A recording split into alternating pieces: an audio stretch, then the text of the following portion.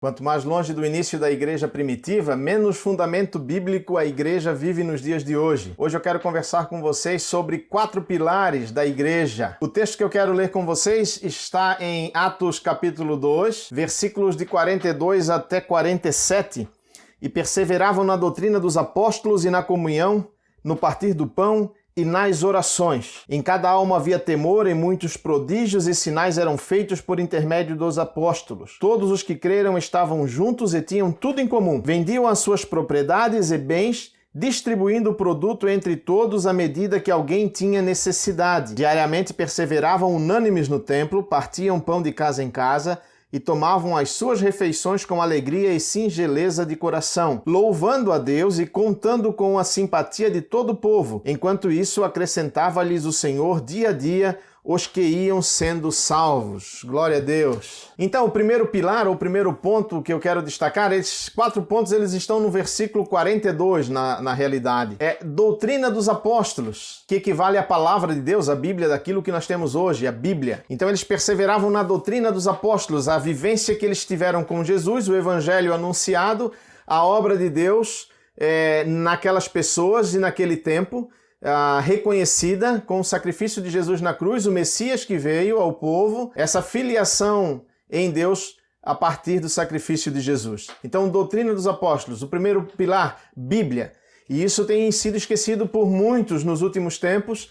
Ao longo dos anos, a igreja tem se desviado em muito daquilo que é a doutrina do Senhor a partir da palavra do Senhor. Tem esquecido que a palavra do Senhor é o fundamento, é o centro, para que a gente saiba quem é Deus, para que a gente saiba quem eu sou, para que a gente saiba o que é o pecado, para que a gente saiba sobre a obra e de redenção, para que a gente saiba para onde vai e como nós precisamos andar aqui enquanto nós não somos levados para a eternidade com Deus. E isso tem se perdido. E o povo tem buscado, se diz cristão, mas tem buscado muitas outras coisas que não estão de acordo com a vontade de Deus. Em outros vídeos já que estão no canal, eu tenho falado sobre algumas dessas coisas, eu tenho falado sobre alguns desses pontos que eu relatei agora. O segundo pilar é comunhão. Então é uma situação bastante complicada porque na modernidade, isso já vem de muito tempo, mas nesses últimos tempos também, as pessoas por muito mais querem estar sozinhas e isoladas. Elas têm dificuldade de relacionamentos sinceros. Quanto mais relacionamentos em que as pessoas vão ser admoestadas pela palavra. Então os relacionamentos a partir da palavra de Deus, em comunhão, na igreja local, igreja de Jesus Cristo, a igreja local, ali onde vai se participar do culto, ali onde vai se participar dos estudos, ali onde vai se congregar, ali onde se vai conversar sobre as coisas do reino, ali onde vai se aprender sobre a Bíblia. Isso tem ficado para trás, isso tem se perdido muito. E esse aspecto da comunhão, ele vai se declarar na palavra, mas aqui eu quero ressaltar o versículo 43 e 44, quando se fala de comunhão, vai dizer: em cada alma havia temor e muitos prodígios e sinais eram feitos por intermédio dos apóstolos. Então isso acontecia na comunhão, isso acontecia porque eles estavam unidos. Conforme o versículo 44, todos os que creram estavam juntos e tinham tudo em comum. Então era um só pensamento, era uma só vivência, era um só credo, era uma só busca no Senhor, era uma só ligação pelo Espírito Santo. Então era uma comunidade cheia do Espírito Santo. Decisões tomadas pelo Espírito Santo, não decisões tomadas pelo ego, pelo desejo de cada um de crescer, de ser mais do que o outro, mas de servir. Então comunidade que servia, comunidade primitiva. Nós estamos muito longe desse aspecto dessa comunidade primitiva.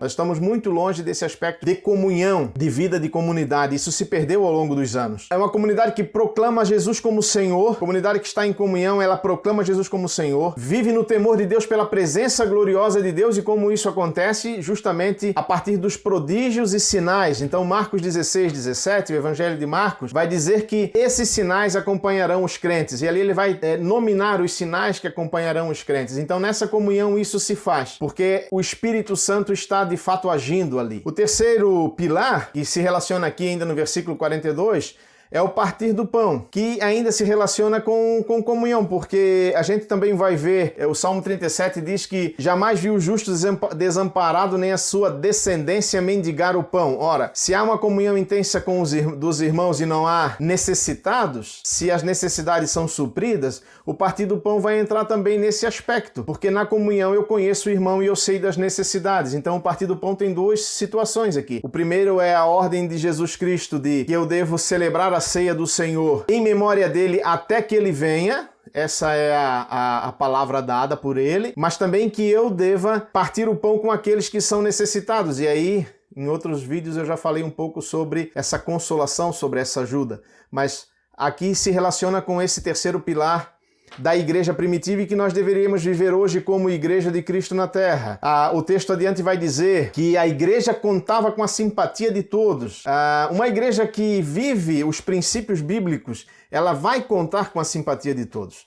A igreja que não tem vivido princípios bíblicos de fé, ela vai começar a ter reações muito contrárias da sociedade, de acusações que vão ser verdadeiras, porque se esse é crente, e se ele confessa Jesus, se ele fala, mas ele não está vivendo na prática aquilo que ele tem falado, que crente é esse? Que cristão é esse? Então essa denúncia, ela se faz verdadeira e não deveria ser assim. Então por que se contava com a simpatia de todos? Porque não havia o que julgar dessa comunidade, não havia o que condenar essa comunidade, porque eles de fato pareciam ser irmãos, como a gente diz hoje, irmãos na fé, né? É muito mais um ato de falar que é irmão na fé do que um ato do coração, porque o irmão, ele se ajuda, o irmão não quer ver o seu irmão passando por dificuldades, ele está lutando sempre para auxiliar esse irmão. Então, muito mais irmão na fé. Então, esse cuidado de um irmão para com o outro, anunciado aqui. Enquanto que em Mateus vai estar sendo dito, no Evangelho de Mateus 24:12, de que por aumentar a iniquidade, o amor se esfriará de quase todos nos últimos tempos. Então, por aumentar o pecado, por aumentar a iniquidade, o amor se esfriará de quase todos nos últimos tempos. Essa iniquidade, ela é contraposta com a equidade e justiça de Deus sobre nós. A iniquidade, ela é contraposta à vontade de Deus. A iniquidade é a legalização do pecado, é a legalização de práticas antibíblicas, é a implantação da justiça humana em detrimento da justiça de Deus. É o homem querendo ser o centro, é o homem querendo ser o Deus na terra, é o homem querendo tudo para si, é o homem querendo ter todas as atenções para si e com relação a isso, anulando não vai conseguir, mas tentando anular a graça de Deus, tentando anular a justiça de Deus, tentando anular a obra de Deus. E por fim, o quarto pilar, as orações. Então nós também estamos longe de uma igreja que ora, uma igreja que orava como a igreja primitiva. A oração, ela é um item indispensável na comunhão com o Senhor. Então se eu vou olhar para aquele segundo pilar de comunhão, mas eu não oro, eu já tenho quebrado dois pilares, um da oração e da comunhão, porque se eu não oro, eu não tenho comunhão com Deus. Então a comunhão, ela é indispensável. Eu preciso orar como igreja, eu preciso orar individualmente, mas eu preciso orar como igreja. Nós precisamos declarar na nossa oração aquilo que nós cremos e quem é o nosso Deus e quem nós somos e aquilo que nós esperamos. E nós temos que declarar diante das pessoas e diante de Deus tudo isso. Então nós precisamos estar em oração, nós precisamos estar em intercessão. Nós precisamos orar uns pelos outros. A palavra diz para orar pelos governantes, para orar pela nação. A gente olhando isso pode já fazer uma autoavaliação disso tudo que eu tenho feito para dizer que eu sou igreja de Cristo. Eu creio que eu sou salvo, eu creio que eu fui perdoado, eu creio que eu tenho a salvação, mas eu estou sendo negligente aonde? Nesses pilares eu tenho sido negligente aonde? Eu tenho deixado de fazer aquilo que Deus quer que eu faça e que eu viva. De que forma? De que maneira? Então, não há vida de fé autêntica sem oração. Não adianta eu achar que eu tenho comunhão com Deus, não adianta eu achar que eu tenho uma vida de fé autêntica se eu não tenho vida de oração constante. Não é a oração do almoço, a oração da janta ou a hora que eu vou dormir. Isso não está errado, isso tem que ser feito. Mas são tempos e períodos de oração na presença de Deus. Eu preciso me submeter a isso, eu preciso me colocar, porque isso é um privilégio que eu tenho de poder conversar com Deus. É um privilégio que eu tenho de poder conversar com Deus. Não é uma obrigação. Se eu tenho um sentimento de que eu oro e que isso é uma obrigação, então eu preciso de novo reavaliar minha vida na presença de Deus. Existem coisas bem erradas. Oração é privilégio. Eu preciso estar em comunhão com o meu Deus. Deus que é justo, Deus que é santo, Deus que é verdadeiro. E essa distância aumenta nos versículos seguintes de nós hoje como igreja para a igreja primitiva, se nós vamos olhar os versículos posteriores aos que já foram lidos. O 45 vai dizer: vendiam as propriedades e bens, distribuíam o produto entre todos à medida que eles iam necessitando, ou que alguns iam necessitando. Então, se tinha fundo de reserva para ajudar o necessitado, a igreja tinha fundo de reserva para ajudar o necessitado. A igreja não tinha só pedido de auxílio financeiro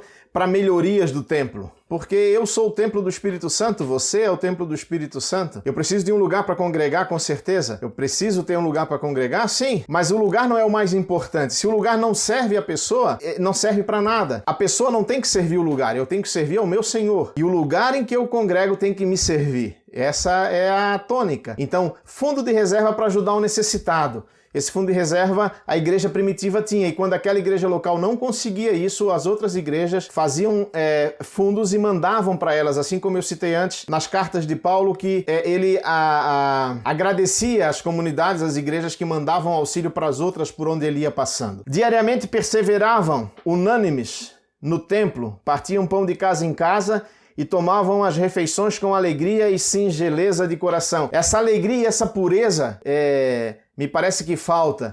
Essa alegria de estar em Cristo. A alegria está muito concernente às coisas do mundo, ao que eu ganho, ao que eu possuo. A igreja tem empregado em larga escala a prosperidade financeira, enquanto que a alegria e singeleza de coração, a alegria e a pureza do coração está relacionado a uma vida de intimidade com Deus. E como já falei em outro vídeo, mais vai ser acrescentado dentro daquilo que é minha necessidade. Deus acrescenta. E o 47 diz que louvando a Deus e contando com a simpatia de todo o povo, enquanto isso acrescentava-lhes o Senhor dia a dia os que iam sendo salvos. A igreja recebia os que iam sendo salvos. A igreja era lugar de receber os que iam sendo salvos. E o Senhor ia acrescentando os que iam sendo salvos. E porque eles tinham simpatia do povo, porque eles oravam, porque eles dividiam os bens, porque eles amavam o irmão, porque eles partiam o pão, porque eles viviam em comunhão e porque eles viviam sob a palavra do Senhor. Que o Senhor Jesus te abençoe e te guarde.